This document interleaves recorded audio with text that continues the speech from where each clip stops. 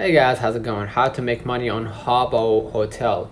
So, if you want to consider yourself as a Habbo Hotel geek or want to be rich, technically, you can get rich by going to events. The most popular way to earn credits is by taking a part in winning events on the Habbo client. There is a variety of events that you can choose from, relying on their either luck or skill to win. So there is something for everyone.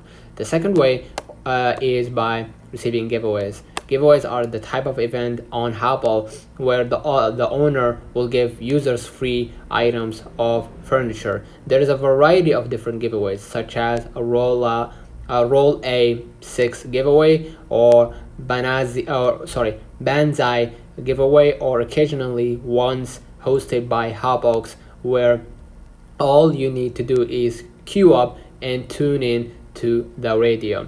Okay, the third way to earn credits is by the earn credits feature. Earn credits feature is a feature that on Habbo that allows players to be rewarded with credits in exchange to taking a part in various promotions and service that will allow you to earn a free credits. And you have the competition. Lastly, you can compete with other users on some prizes.